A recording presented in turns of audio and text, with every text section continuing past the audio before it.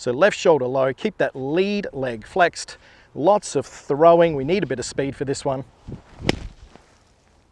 Now, one of the more frustrating outcomes when hitting a shot into the green is when it falls a few meters short and just goes straight into the face of a bunker. A plugged bunker lie, I've got 3 levels of severity of those shots, and I'm going to show you how to play each and every single one of them. Let's get into it.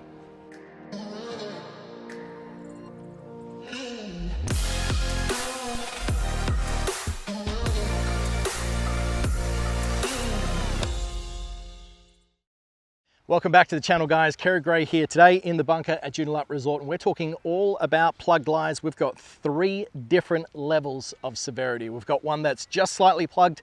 Let's call this next one a medium, and then finally that last one that is really deep down in there. So you want to make sure that you stick around to the end of the video so you can see how I play that, and it's definitely not the way that you would think.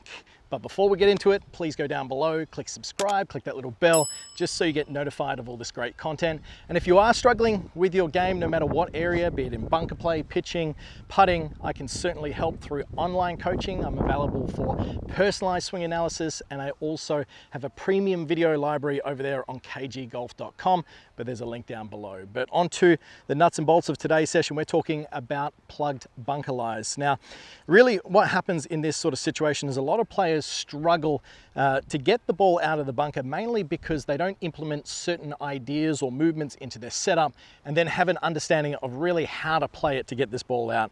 Now, the first 2 I'm going to play in the same manner, and the last one we're going to toss it up. I'm going to show you something very unique that you may have seen once before, but if you haven't, this will certainly catch you by surprise, and it's something that you certainly don't want to miss. So the first couple here, what we're going to talk about is how this would differ from a normal bunker shot. So there's plenty of other bunker videos out on the channel there, so you can go through and rewatch those if you want to learn how to set up correctly and execute those stock bunker shots. But this one here, it's a little bit more of a challenge, mainly because the ball is plugged down into the face. Now, relative to the type of sand at your bunkers, sometimes it might only be a little bit of a plug, sometimes a little bit more, and then that last one over there, well, that is well below the surface. That's going to be a tough one to get out. So the first one here, what we're going to talk about is really what needs to happen with this golf club moving down into the ground. And effectively, if the ball is sitting below the surface of the sand, so the bottom of it is down into it, we need a little bit more of a descending blow than we normally would to ensure that the club is at least getting into the sand. Now, bunker play, believe it or not, especially with professionals, is one of the easiest parts of the game because you have a reasonable amount of room for error, meaning that I could hit the sand here, here, here, here, and still get the ball out to a relative level, making it somewhat easy to get it onto the green. Now, expectation-wise, sure, it might be a little bit more challenging to get it closer to the pin, but a professional walking into the bunker here, we're usually not too concerned about getting the ball out. However, this is very much the opposite for the recreational golfer. But lucky for you guys, a lot of it is hidden within how you set up, so I'm going to show you exactly how to do that. So what we're going to do is we're going to set up to the ball just as we would with a normal bunker shot. So the reference for that is the ball position is going to be about a club head on the inside of the lead foot. Now, if I just play this like a normal shot, so for example, intuitively, I'm trying to help the ball out, due to the slope of the sand here, what I'm going to generally tend to do is kind of lean back and fall out of it. And when you do that, you're more likely to obviously hit behind or bounce into it. You hit the equator of the ball, and before you know it, you're not out. So we need to ensure that we're getting this golf club descending on such an angle that it's going down into the ground, okay? So what we're gonna do with our setup here is we're actually going to tilt our shoulders. So you can put the club across your shoulders just to get a feeling of this. I'm gonna tilt them down into the slope. Now, all things being equal, my shoulders on this angle, I'm going to get more of a descending blow heading down into the ground. So relative to what we need to do with our setup, we're going to have a wide flex stance. Effectively, you're trying to lean all the way onto your front foot. You're going to try and keep that front shoulder low, so the left shoulder low for the right hander.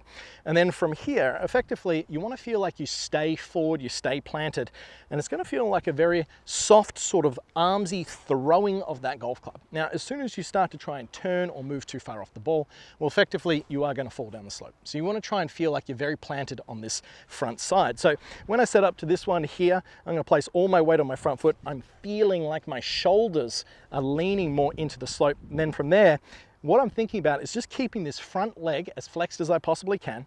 And then I'm trying to throw the energy of that golf club down into the sand. Now what's going to happen is the golf club is going to go down, and with the face being open, the sole interacting with that sand, the ball will pop up. So let's have a look at that one. So left shoulder low, keep that lead leg flexed.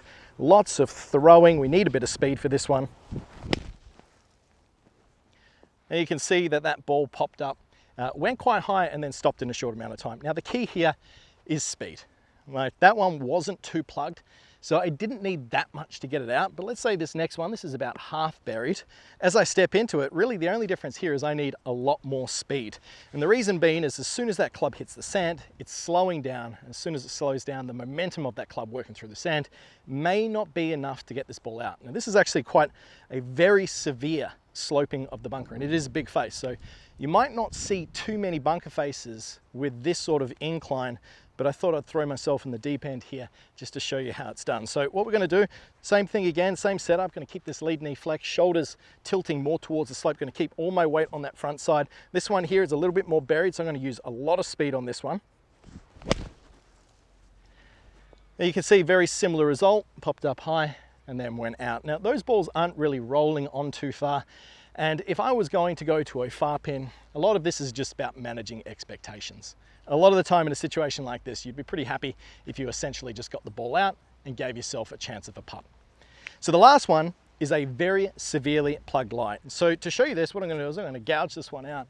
And if the ball was originally sitting on the surface like that, I'm going to push this all the way down in there, so it's pretty much just covered by the sand. So let's say I can see the very top of it.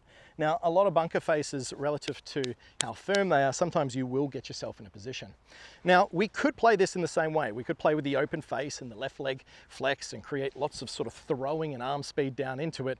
But sometimes it might call for something a little bit different. So what I'm going to show you is a bit of a unique way of playing it, but it's actually a lot easier. The hardest thing about this is actually getting your head around it so that you don't sort of get too anxious about the shot before you do it, and then just trust in the process of what's actually going to happen.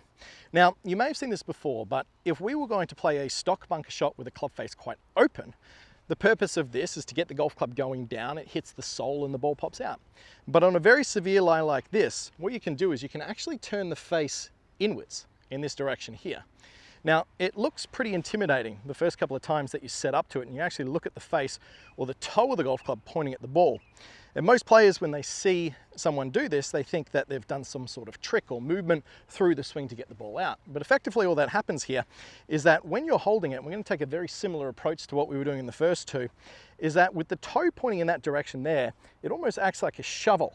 And as that toe works into the sand, it actually twists due to the force and it will pop the ball out. And now you don't need as much speed as what you need for the others, because effectively with the toe working into the ground like that, the ball will come out with relative ease compared to those other ones where the face was open and I was trying to create a lot of throwing speed.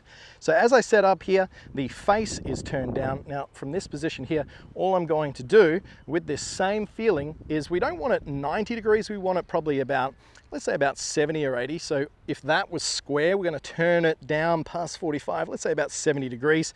Now in this position here, you want to make sure that you are very relaxed through your wrists and your arms, because we do need this throwing energy to get the golf club down into the ground. So lead knee flex, left shoulder low, same feeling, off we go. And that one there launched a little bit lower and then it ran out. You can see that I didn't really have as much speed, or didn't need as much speed as the previous two.